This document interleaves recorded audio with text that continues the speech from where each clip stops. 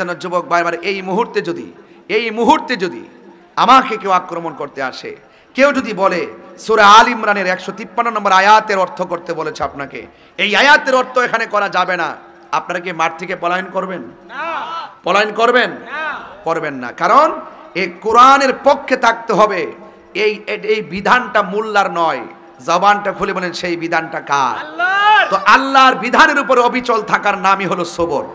যত তুফান আসুক, যত ঝড় আসুক, যাই আসুক না কেন, আমরা হকের পথ থেকে পিছপা হব না।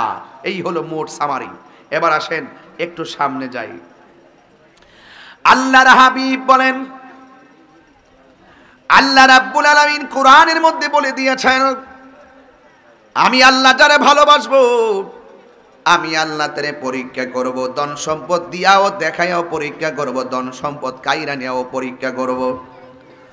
আমি আল্লাহকে যারা মহব্বত করবে, আমি আল্লাহকে যারা ভালোবাসবে, আমি আল্লাহ রাব্বুল আলামিন তাদেরকে রোগ দিয়া পরীক্ষা করব, বিমার দিয়া পরীক্ষা করব। আল্লাহ রাব্বুল আলামিন কোরআনে বলে দিয়েছেন, ওয়ালানাবলুওয়ান্নাকুম বিশাইইম মিনাল খাউফি ওয়াল জু'i ওয়া নাকসিম মিনাল আমওয়ালি ওয়াল আনফুসি ওয়াস সামারাত ওয়া বাশশিরিস সাবিরিন। আল্লাহ রাব্বুল আলামিন বলেন, আমি আল্লাহকে যারা ভালোবাসবে, ওয়ালানাবলুওয়ান্নাকুম, তোমাদেরকে অবশ্যই পরীক্ষা করব, তোমাদেরকে আমি আল্লাহ ভয় দিয়ে পরীক্ষা করব, আমি আল্লাহ তোমাদেরকে অভাব দিয়ে পরীক্ষা করব, আমি আল্লাহ তোমাদেরকে নুকসান দিয়ে পরীক্ষা করব, আমি আল্লাহ তোমাদেরকে বিমার দিয়ে পরীক্ষা করব, আমি আল্লাহ তোমাদেরকে খোদা দিয়ে পরীক্ষা করব। এই সমস্ত পরীক্ষার মধ্যে যদি তোমরা ধৈর্য ধারণ করতে পারো, আল্লাহ রাব্বুল আলামিন কোরআনে বলে দিয়েছেন, ওয়া বাশশিরিস সাবিরিন। আপনারা জবান খুলে কোন, ধৈর্যশীলদের সঙ্গে একজন আছেন, জবান খুলে বলুন তিনি কে? এই আওয়াজে মানি না, জবান খুলে বলেন তিনি কে? ইন্নাল্লাহা মা'আস সাবিরিন।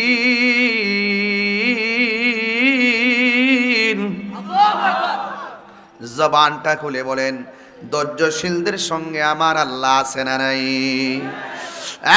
যুবক ভাইয়েরা আমার, এই আল্লাহ বলছেন, ইজি তুসঈদুন, যখন তোমরা আরোহণ করে যাচ্ছিলে, ওয়ালা তালফুন আলা আহাদিন, যখন তোমরা পেছন দিকে কেউ কাহারো দিকে ফিরেও দেখছিলে না, ওয়ার রাসূলু ইয়াদউকুম ফি উখরাকুম, আল্লাহর হাবিব যখন তোমাদেরকে পেছন দিক দিয়ে ডাকছিলেন, তোমাদেরকে পেছন দিক দিয়ে ডাকছিলেন, তোমরা সামনে চলে গিয়েছ, অথচ আমার নবী বলছে, সাহাবায়ে কেরাম, কাফেররা ইসলামকে মুছে ফেলার জন্য, আমি নবীকে মেরে ফেলার জন্য ষড়যন্ত্র ছক এঁকেছে, এই রাস্তা দিয়ে আমাদেরকে যুদ্ধ করা লাগবে, এই জায়গার মধ্যে আমাদেরকে সব সময় দাঁড়ায় থাকা লাগবে।